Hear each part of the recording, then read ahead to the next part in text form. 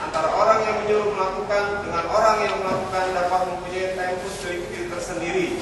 Menyuruh melakukan tempus delictinya tentu lebih dahulu dari yang melakukan. Namun karena hal ini tidak diuraikan oleh penuntut umum, maka perihal tempus ini adalah tidak jelas.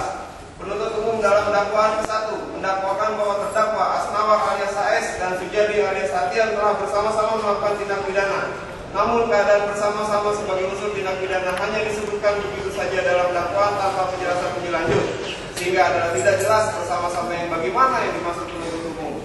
Apakah terdakwa Asnawar alias AS, Sujadi alias Atian bersama-sama melakukan, atau apakah terdakwa bersama-sama dengan Asnawar alias AS dan Sujadi alias Atian sebagai orang yang menyuruh melakukan?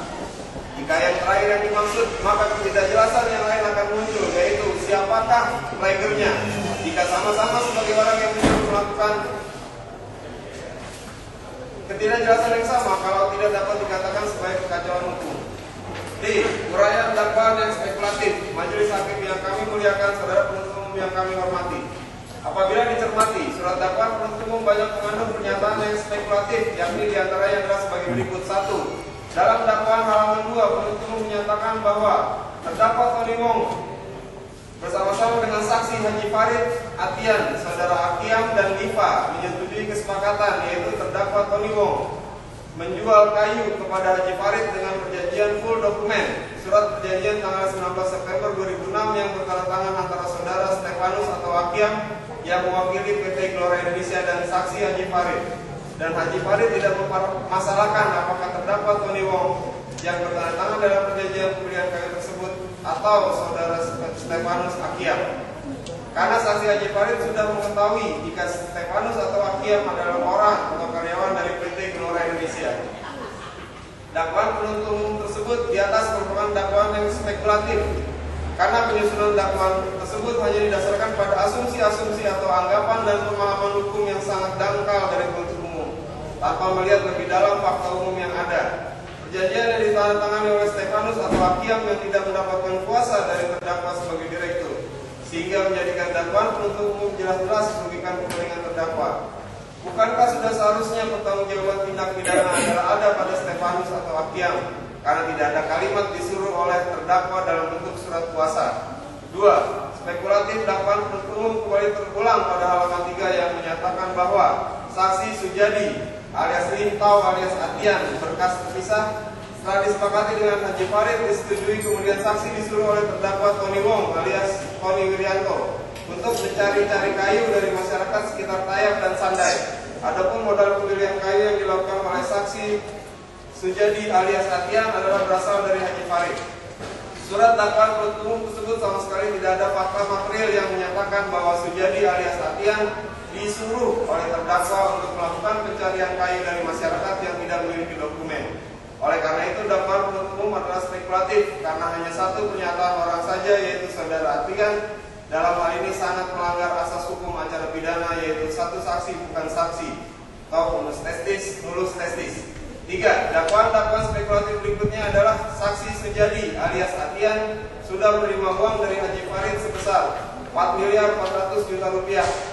Bahwa uang tersebut tidak disertai dengan tanda terima, karena uang tersebut ditransfer oleh Haji Farid melalui Bank BNI dan Bank Danamon Cabang Ketapang.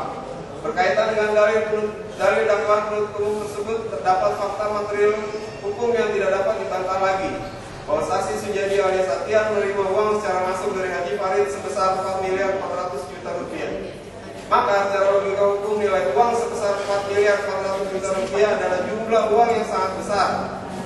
Apabila memang Sujadi alias Atian menerima uang dari Haji Farid untuk atas nama terdakwa sebagai direktur PT Gelora Indonesia, mengapa uang sebesar itu tidak disetor atau diserahkan kepada terdakwa atau PT Gelora Indonesia? Dengan demikian, demi hukum, terdakwa tidak memiliki hubungan atau kepentingan apapun dengan Sujadi alias Atian yang menerima uang dari Haji Farid. Oleh karenanya, hanya terdapat hubungan hukum antara saksi Sujadi alias Atian dengan Haji Farid. Apabila dicermati, justru terdakwa Tony Wong dan atau PT Gelora Indonesia hanya dijadikan alat tanpa dasar material yang jelas oleh Sujadi alias Atian dan Haji Farid, sehingga seolah-olah mereka tidak bersalah dan lepas dari tanggung jawab hukum. Dakwaan spekulatif berikutnya adalah bahwa meskipun saksi Asnawar sudah menyewa tempat pengolahan kayu Ketapang Timur dari terdakwa Tony Wong,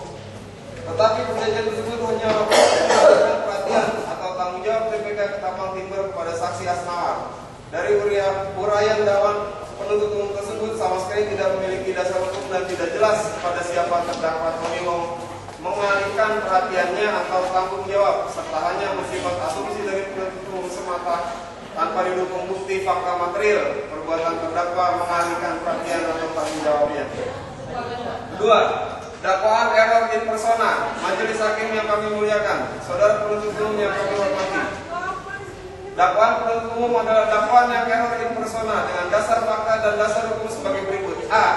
Dakwaan penuntut umum adalah error in persona karena dalam pembahasan dan perumusan dakwaan kepada Sujadi alias Lim Tao alias Atian dengan tidak mencantumkan pasal 55 KUH pidana mengakibatkan demi hukum tidak dapat mengkaitkan dengan terdakwa Tony Wong dengan perkara Sujadi alias Atian adalah perkara yang berdiri sendiri, sudah diputus dan telah berkekuatan hukum tetap sebagaimana Sujadi alias Atian terbukti melanggar pasal 50 ayat 3 huruf F junto pasal 78 ayat 5 Undang-Undang Nomor 1 tahun 1999 tentang pengundangan berdasarkan putusan Pengadilan Negeri Ketapang nomor 147 garing titik B garing 2007 garing PN Ketapang tanggal 16 Januari 2008 dan diperkuat dengan putusan Pengadilan Tinggi Pontianak nomor 54 garing titik garing 2008 garing PT PTK tanggal 8 April